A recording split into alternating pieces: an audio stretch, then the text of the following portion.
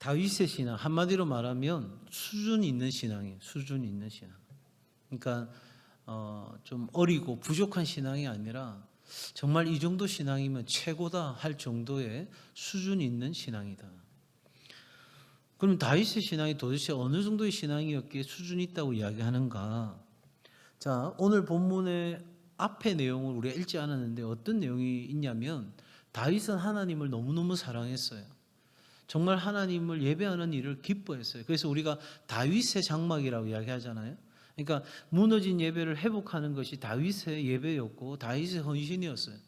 그러니까 다윗의 입장에서는 하나님을 너무너무 사랑하는데 하나님이 거하실, 그 당시에 이렇게 생각했던 거죠.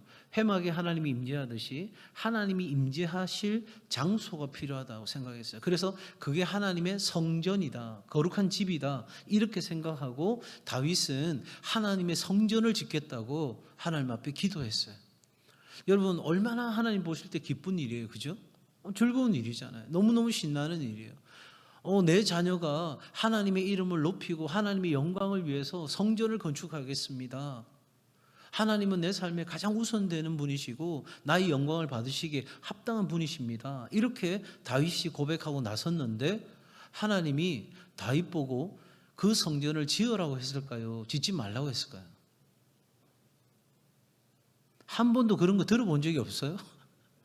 다윗이 그렇게 성전 짓기 원했을 때 성전을 지으라고 했을까요? 짓지 말라고 했을까요? 네, 지으라고 했으면 제가 이야기 안 했겠죠. 하나님이 다윗은 성전을 지을 수 없다 한 거예요. 아니, 내가 하나님 앞에 기도했어요. 믿음 가지고 기도했어요. 그것도 하나님을 기쁘시게 하는 일이에요. 그 일이 이루어진다면 그 결과로도 하나님이 너무너무 좋아하실 만한 일이에요. 그건 당연히 그냥 인간적으로 생각해도 이건 너무너무 좋은 일이에요. 그런데 하나님이 거절하셨어요. 자, 여러분 같으면 어떻게 하시겠어요?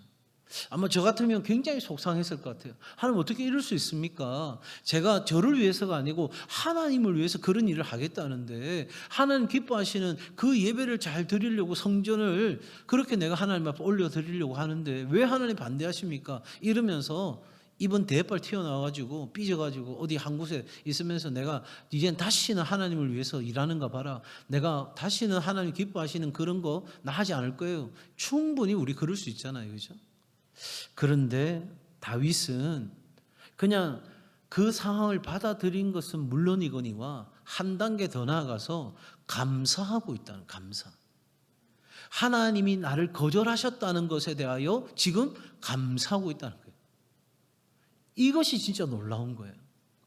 아니 생각해 보세요. 여러분들이 청년부를 위해서 내가 행정 리더로 셀 리더로 또 찬양팀으로 여러모로 막 봉사하고 내가 이렇게 하면 하나님 기뻐하시고 우리 교회 청년부가 잘 된다고 생각해서 내가 청년부로서 이렇게 하려고 막 하는데 제가 누구야 그렇게 하는 거 공동체에 꼭 필요한 게 아니야. 너 그 일은 안 했으면 좋겠어. 만약에 이러면은 아마 실망해가지고 교회를 안 나오든지 앞으로 두 분 다시는 내 청년부 봉사하는 거 봐라 그렇게 생각하고 떠날 수도 있는데 다윗이 그냥 그 말을 하나님의 말씀을 그대로 수용했을 뿐만 아니라 뭐 했다고요? 감사했다는 감사. 참 놀라운 거죠. 자, 그러면 우리가 여기서부터 이제 물어야 되는 거죠. 이런 감사의 삶이 가능한 이유가 어디에 있었을까? 어떻게 하나님 앞에서 자신이 거절당했음에도 불구하고 오히려 하나님 앞에 감사하는 삶을 살게 되었을까? 그 첫 번째는 자, 여러분 16절 17절 같이 한번 읽겠습니다. 16절 17절 시작.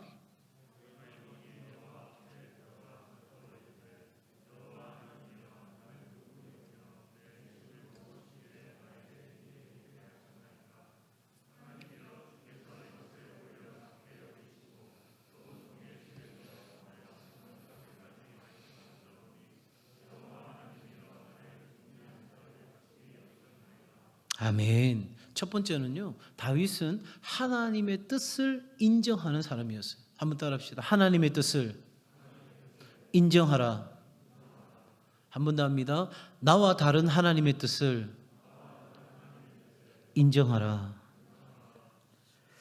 자, 여러분, 하나님의 뜻을 인정하는 거예요. 아하, 하나님 생각이 그러시군요. 내 삶을 이끌어가는 리더이신 하나님의 결정이 그와 같은 것이군요. 하나님, 제가 인정합니다. 하나님의 뜻을 인정합니다. 왜? 하나님은 모든 것을 알고 계시니까. 나는 내가 볼 수 있는 것이 한정적인 거예요. 그렇지 않아요?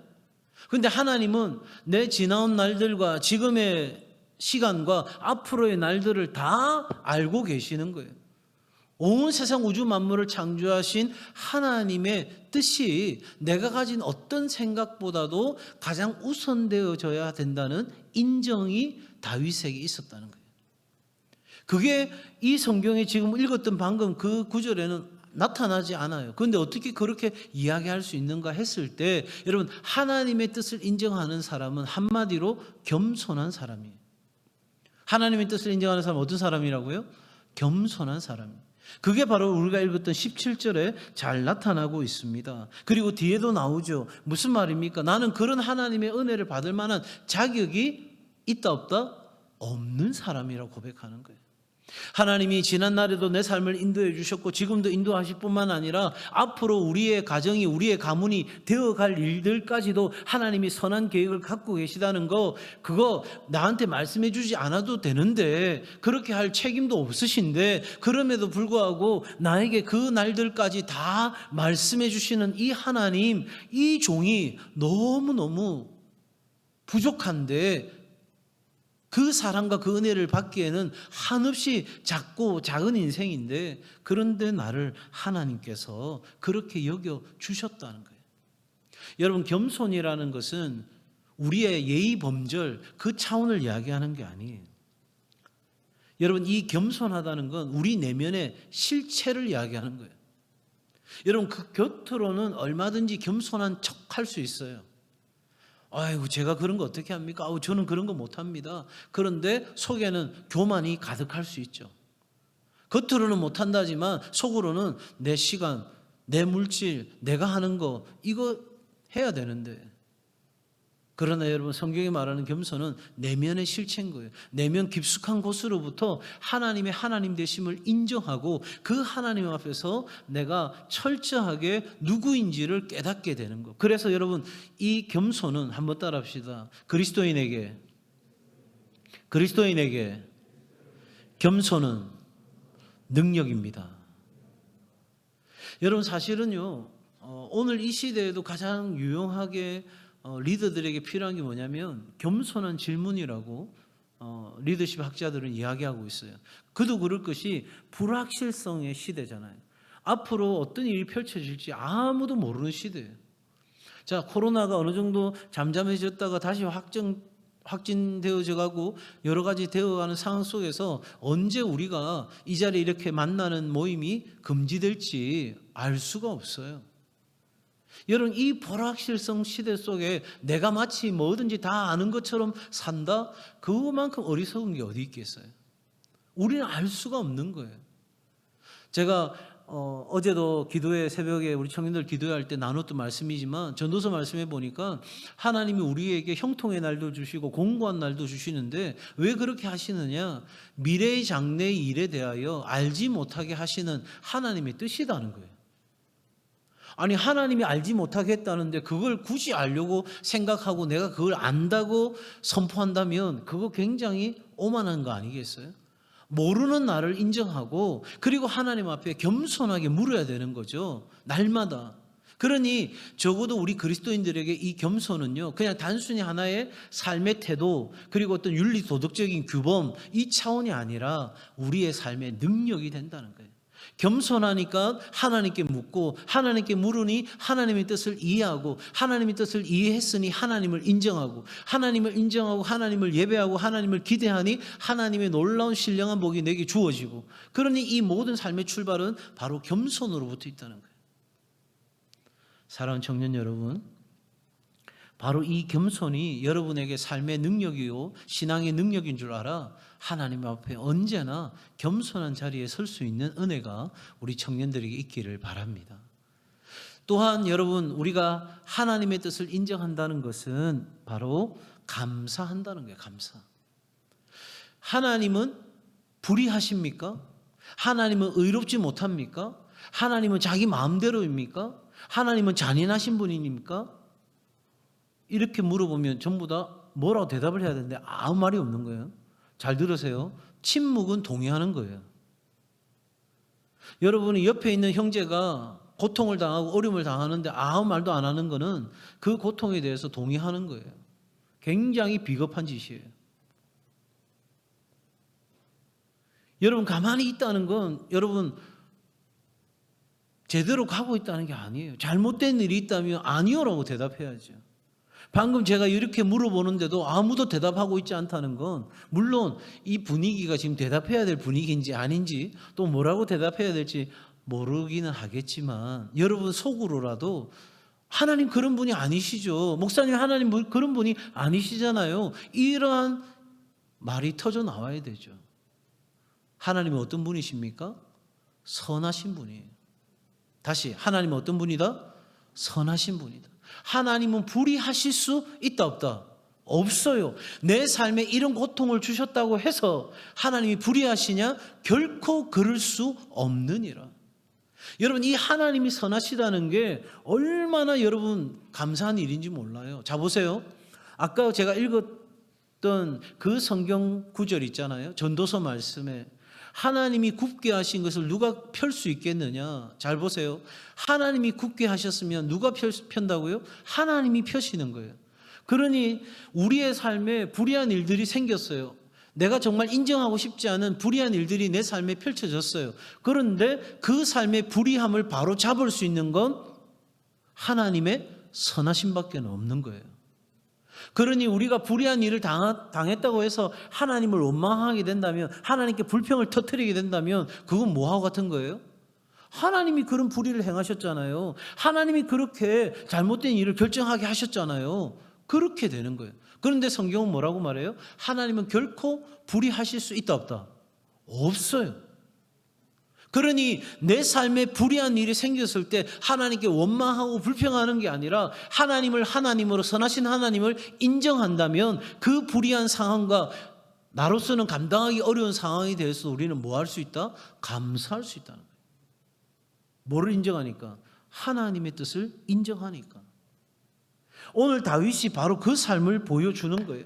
그러니 지금까지 내 삶을 도우시는 하나님을 감사하고 지금 여전히 내 삶을 돌보고 계신 하나님을 감사하고 앞으로 날들을 돌보아 주실 하나님께 감사하는 이 다윗의 삶을 본다는 거예요.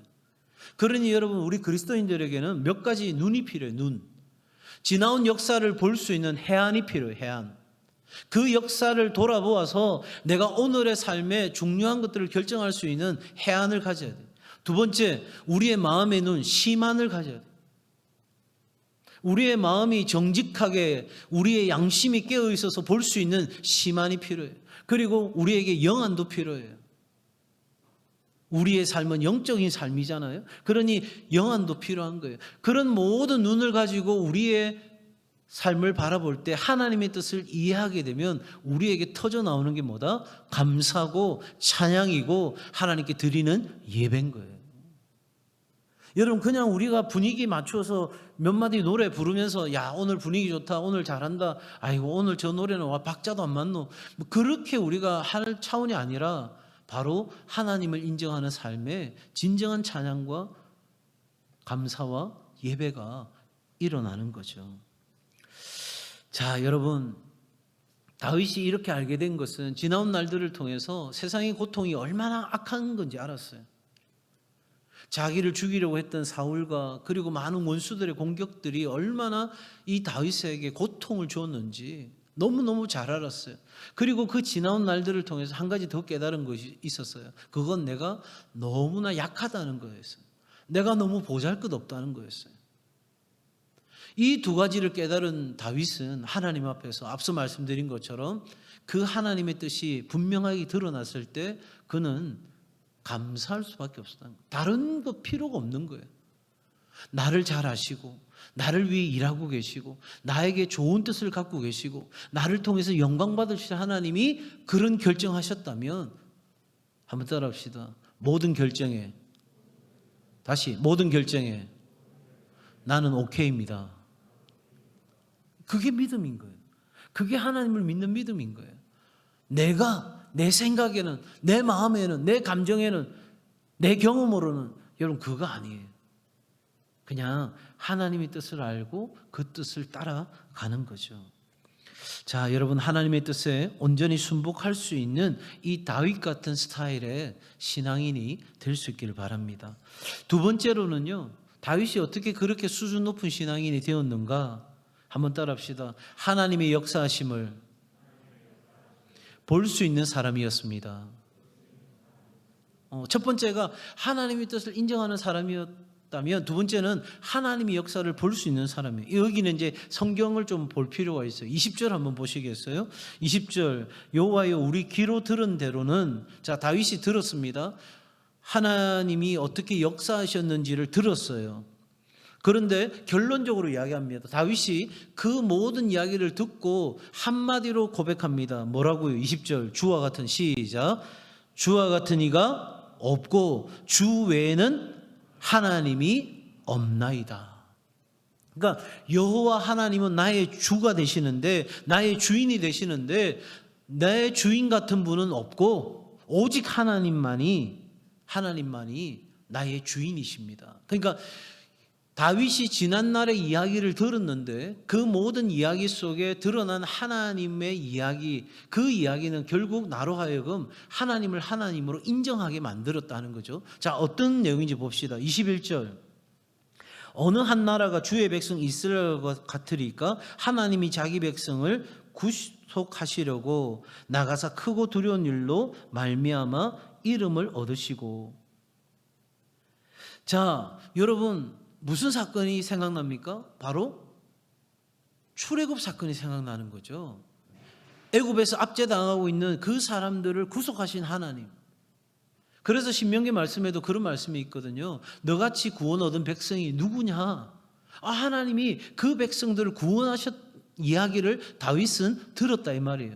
두 번째는요, 거기 보세요. 애굽에서 구속하신 자기 백성 앞에서 모든 민족을 쫓아내셨사오며. 이건 또 무슨 사건이에요? 이제 광야에서 돌아다니던 이스라엘 백성들이 요단강을 건너가지고 가나안 땅, 약속의 땅, 그 땅을 정복하는 이야기인 거예요. 그래서 모든 민족을 물리치시기까지. 여러분, 이스라엘이 그 전쟁에서 잘한 거 뭐 있어요? 무기가 좋았어요? 군사들이 용맹했어요? 아니면 모든 탁월한 조건을 갖췄어요? 아무것도 없었어요. 여리고성 무너뜨릴 때 어떻게 했어요? 그냥 돌았어요. 그냥 돌았어요. 그리고 마지막에 와 하라는 거예요. 이게 무슨 전략이에요? 여러분 같으면 그렇게 하겠어요? 제가 여러분이 취업하고 있는 회사가 있는데 그 회사 7번, 하루에 7번씩 돌고 마지막 날에는 그 회사를 향해서 야 해라. 그러면 너 취업될 거야. 이러면은 여러분들이 목사님 알겠습니다. 제가 그렇게 한번 해보죠. 그러겠어요? 다 뭐라노 지금? 말이 되나 지금? 그렇게 하지 않겠어요? 근데 그게 하나님의 전략이었어요. 그리고 이스라엘 백성들은 그냥 하라는 대로 따라갔을 뿐이에요. 그 전쟁 누가 하신 거예요? 하나님이 하신 거죠. 자, 그뿐만이 아닙니다. 21절 보세요. 주께서 주의 백성 이스라엘을 영원히 주의 백성으로 삼으셨사오니. 그러니까 하나님과 이스라엘 백성들이 언약을 맺었다는 거예요. 내가 너를 버리지 않겠다. 내가 너를 떠나지 않겠다. 내가 너를 복에 복을 주어 너를 내가 약속한, 아브라함이 약속한 그 약속을 지키겠다. 하나님은 그렇게 영원히 언약을 맺으셨고, 여호와여 주께서 그들의 하나님이 되셨나이다.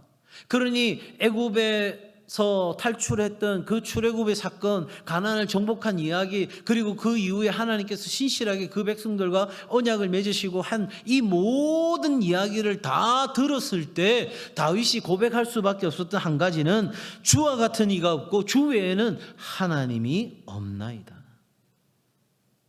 그러니 여러분, 적어도 인생의 모든 역사, 공동체의 역사, 하나님의 그 나라의 역사를 보게 될 때 하나님의 역사하심을 볼 수 있었다는 거예요. 이게 왜 중요한지 아세요? 이 지난날의 역사를 볼 수 있는 눈을 가지고 그 이야기에 감동될 수 있는 삶을 가지는 게 얼마나 중요한지 아세요? 지금 잠이 와도 이 순간을 깨야 돼요. 왜냐니까 잘 들어야 돼요. 지난날의 그 삶을 역사하셨던 하나님을 믿는다는 건 오늘 내 삶에도 동일한 하나님의 역사가 있다는 걸 믿는다는 거예요. 이게 중요한 거예요. 그냥 이스라엘의 이야기, 그 백성의 이야기, 그곳에 역사하셨던 하나님의 이야기가 아니라 다윗은 지금 그 조상들에게 역사하셨던 그 하나님이 누구의 하나님이라고 고백하는 거예요? 나의 하나님이라고 고백하는 거예요. 그러면 그 이스라엘 백성들의 하나님, 다윗의 하나님을 우리가 성경을 통해서 보게 될 때 그 하나님은 곧 누구의 하나님이 되는 거예요? 나의 하나님이 되는 거예요. 여러분 보세요. 에베네셀의 하나님, 여기까지 나를 도우시는 하나님을 고백할 수 있어야 내일의 내 삶을 도우시는 하나님도 고백할 수 있는 거예요. 여러분 지금 당장 취업하고 지금 당장 내가 생각하는 어떤 삶을 살아가게 되는 거, 그게 중요한 게 아니라 여러분의 일생이 오늘 여기 본문에서 말하는 것처럼 영원히 주의 백성 삼아서 그 하나님의 보호하심과 울타리 안에 살아간다면 얼마나 만족스러운 삶이 살겠어요. 여러분 이 약속을 믿고 이 역사를 보게 될 때 오늘 제가 오전에 우리 어른들에게 설교했던 것처럼 대담한 믿음이 생기는 거예요. 그리고 그 대담한 믿음이 생기니까 하나님 앞에서 정말 얼토당토하는 요구를 하고 하나님 앞에 강력한 선포를 하고 도전할 수 있는 거예요. 그게 대표적인 게 여호수아잖아요. 태양아 멈춰라. 그게 바로 베드로잖아요. 물 위로 걷게 하소서. 여러분 그러한 믿음이 있고 그러한 역사를 보게 되니까 하나님은 이 불가능한 일을 할 수 있다라고 하는 믿음으로 돌파해내는 거예요. 여러분 우리의 성도의 삶이 마치 그와 같은 삶으로 움직여지는 가장 그 중요한 근본이 바로 하나님의 역사를 볼 수 있는 거예요. 우리 청년들이 그렇게 들었던 이야기, 들려졌던 이야기, 그것을 소홀하지 않기를 바랍니다. 여러분 이 주일에 예배드리는 하나님의 말씀 속에 들려오는 이야기, 지금까지 제가 그대에게라는 주제로 쭉 말씀을 했어요. 이제 수련회 앞두고 마지막 마무리를 하는 거예요. 무기력감 속에 있는 그대들에게, 좌절하고 넘어져 있는 그대에게 여러 수많은 제목으로 여러분에게 말씀을 나누었어요. 이제 그러한 모든 삶의 어려움과 고통과 불안과 두려움을 극복하기 위해서 우리에게 이 수련을 통해서 다윗 같은 믿음을 우리가 회복하자는 거죠. 갖자는 거예요. 자, 이제 마지막으로 여러분 오늘 이 본문 속에서 우리에게 중요한 한 가지 더 깨달아야 될 것이 있어요. 그건 뭐냐면 마지막 다윗은 하나님의 약속을 붙잡은 사람이에요. 하나님의 뭐를 붙잡아요? 약속을 붙잡아요. 23절 한번 보세요. 23절. 23절 시작.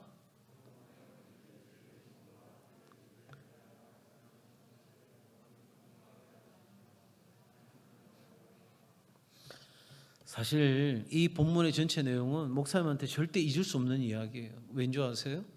목사님이 캐나다에서 훈련받을 때 하나님이 감동을 주시면서 저의 삶과 저의 사회 가운데 다윗 같은 일들을 행하시겠다는 마음의 감동이 있어서 제가 이 말씀들을 그대로 다 옮겨 적었어요. 하나님의 약속이에요. 정말 이 말씀 고백대로 주의 종과 저희 집에 대하여 말씀하신 것을 영원히 견고하시며 말씀대로 행하여 주옵소서. 여러분 다윗이 붙들었던 건 하나님의 말씀이에요. 여러분 여호수아가 태양아 멈추라고 할 수 있었던 이유도 다른 것에 있지 않아요. 그 전에 하나님의 약속의 말씀이 있었어요. 이 대적들을 너의 손에 넘겨주겠다고 한 하나님의 약속. 베드로가 무리를 걸을 수 있었던 것도 오라 하시는 말씀을 붙잡은 거예요. 여러분 다윗도 마찬가지예요. 자신의 어떤 그런 소원이 거절된 이 시점에서 다윗이 하나님 앞에 하나님의 뜻을 인정하고 그래서 정말 하나님 앞에 그 역사를 보는 믿음 가지고 나아가면서 마지막 끝까지 붙든 게 뭐냐면 나에게 약속하시는 하나님의 말씀이었어요. 여러분 이 말씀 가지고 우리는 살아내는 거예요. 그 말씀 붙들고 믿음과 순종으로 나아가는 거예요. 그러면 하나님의 역사를 보는 거예요. 우리 청년들은 자꾸 이렇게 생각해요. 목사님 기도한다고 다 되는 거 아니지 않습니까? 선포한다고 다 되는 거 아니지 않습니까? 예, 맞습니다. 기도한다고 다 되지 않습니다. 선포한다고 다 되지 않습니다. 그러나 중요한 것은 기도와 선포 없이는 아무 일도 일어나지 않는다는 거예요. 여러분이 하나님의 역사를 제한하고 싶거나 하나님이 여러분의 삶에 역사하는 걸 원치 않으신다면 딱 한 가지만 하면 돼요. 믿음을 버리면 돼요. 그러면 하나님은 여러분의 삶에 아무것도 일하지 않으실 거예요. 그건 정확한 거예요. 여러분, 선포한다고 다 이루어지지도 않고 기도한다고 다 이루어지지도 않아요. 그러나 하나님의 약속의 말씀을 붙들고 나아가면 하나님의 시간에, 하나님의 정확한 그 결정의 시간에 우리의 삶 가운데 내가 원하는 것보다 더 놀라운 일이 내 삶에 일어나는 거예요.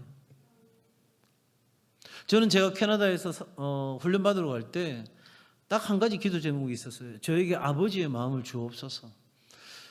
4명의 아들이 있는데 3명의 아들이 다 집을 나갔는데 1명이 있으니까 됐다, 이게 아니라 4명 중에 1명이 나가도 그 잃어버린 아들 때문에 통곡할 수 있는 기다리는 아버지의 그 마음이 제 안에 있기를 원했어요. 저는 그 6개월의 시간 동안 훈련받을 때 너무 힘들었어요. 진짜 마음의 상처도 되어지고 힘겨웠어요. 한국에서는 이제 갓 100일 지난 정훈이가 아프다는 소식이 들려오고 병원에 입원했다는 소식이 들려오고, 멀리 캐나다에서 내가 해줄 수 있는 건 아무것도 없고, 심지어 금식이라도 하고 기도해야 되는데 금식 자체가 금지되어 있는 상황이었어요. 다른 지체들이 어려움을 줄 수 있기 때문에. 그런 상황에서 혼자 금식하고 기도하면서 정말 하나님 왜 이곳에 나를 보내셨는지, 나로 하여금 모든 성도들과 모든 분들이 사역하는 게 좋겠다고 이야기하는 거 다 뿌리치고 그 한 가지 마음 가지고 왔는데, 하나님 도대체 나로 하여금 무엇을 하려고 이렇게 하십니까? 하는 그런 원망 섞인 마음으로 기도하는데, 여러분, 그 캐네디언들이 있는 교회였어요. 거기서 우리가 아우리치를 하는데 교회 식당에서 잠을 자는 순간이었어요. 교회 식당에서 테이블을 붙여가지고 제가 이제 자게 되는데, 그때 하나님이 제 삶 가운데 말씀하셨던 그 말씀이 저로 하여금 제 삶의 관점을 송두리째 바꿨어요.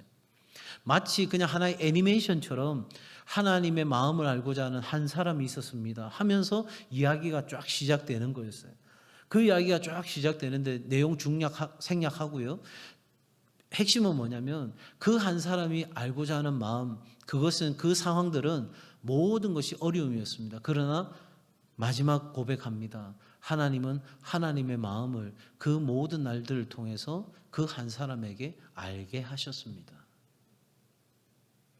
저한테는 그날의 그 하나의 어떤 프레임이 굉장히 중요한 프레임이 되었어요. 하나님이 나와 내 가정을 다윗 같은 가정으로 세우시겠다는 그 말씀의 비전이 나에게 왔을 때, 저는 그것이 내가 생각하는 어떤 방식으로 이루어질 거라고 생각했지만 하나님은 그것과는 다르게 굉장히 구분기를 제 삶 가운데 펼쳤어요. 순간순간마다 그 일을 의심하기도 했어요. 내 같은 삶이, 우리 가정이 과연 그런 삶이 될 수 있을까? 그런 회의감도 내 안에 있었어요, 솔직하게. 그런데 하나님은 그때마다 저에게 말씀해 주셨어요. 내가 너를 보고 결정한 것이 아니라 내 의지대로 너에게 그 복을 주기로 결정한 것이다. 네가 믿고 순종하면 그 영광을 보게 될 것이다. 하나님이 제게 그렇게 말씀하셨고, 하나님은 제가 원하던 방법과는 다른 참으로 너무너무 아픈 길로 인도하셨지만 그것으로 저에게 더 풍성한 것을 주셨어요. 여러분 잘 보세요. 다윗은 하나님 앞에서 하나님 뜻을 인정하고 하나님의 역사를 볼 수 있고, 그리고 하나님이 약속하신 것을 붙잡았어요. 그리고 그 하나님 앞에서 내가 누군지 정체성을 가졌어요. 여러분, 우리가 이 수련회를 통해서 하고 싶은 게 바로 그거예요. 내가 누구냐는 거예요. 내가 하나님 앞에 어떤 마음으로 살아가야 되느냐는 거예요. 내가, 우리 청년 공동체가 어떤 공동체로 살아가야 되느냐는 거예요. 여러분, 만약에 우리 안에 정말 하나님의 그러한 역사가 일어나지 않는다는 건 여러분, 우리 가운데 다윗 같은 믿음이 없기 때문이에요, 사실은. 적어도 이번 수련을 통해서 우리 청년 공동체가 새롭게 변화되어지는 놀라운 은혜가 있기를 주의 이름으로 축복합니다. 축복합니다. 세상에서 잘 나가는 강남 스타일을 찾겠지만 하나님은 다윗 스타일을 찾으시는 거예요. 다윗 같은 사람, 아버지의 마음을 시원케 하는 사람, 정말 멋진 인생 아니에요? 하나님이 그렇게 말씀하시는 거예요. 얘들아, 울산 동성교회 청년부가 무더운 여름에 얼음 냉수처럼 내 마음을 시원케 하는 청년들이었다. 여러분, 그런 청년들로 각자가 자라가고 우리 공동체가 자라가는 시간이 되었으면 좋겠고요. 여러분, 나는 이래서 못해, 나는 이래서 수련회 못 가, 이게 아니고 나는 이 상황이지만 그래도 내가 이렇게 참석할게. 여러분 수련회 못 가도 수련회 준비 기도에 올 수 있잖아요. 수련회 못 가도 수련회 준비하는 필요한 거 뭐라도 도와줄 수 있잖아요. 우리의 마음과 생각이 못한다에 가 있으면 못하는 이유를 어떻게든 찾아내는 거예요. 그런데 해보자, 해야 된다라고 생각하면 반드시 해야 될 이유, 할 수 있는 거 찾아내는 거예요. 여러분 우리 신앙이 부정적인 생각으로 가 있으면 절대 우리가 하나님의 복을 받을 수도 누릴 수도 없어요. 내가 이 정도 되니까 나는 못해. 그게 아니라 여러분 최선을 다해서, 제가 새벽에 설교하면서 고인이 되신 정주현 회장님 말을 어록을 인용했는데, 이봐 해봤어? 여러분 정말 수련회 가기 위해서 여러분이 한 것이 시크릿 가든에 나오는 이게 최선입니까? 확실입니까? 여러분 그 말로 도전하고 싶어요. 정말 여러분이 그런 마음으로 신앙생활 한다면 하나님이 놀라운 복을 여러분의 삶에 주실 줄로 믿습니다.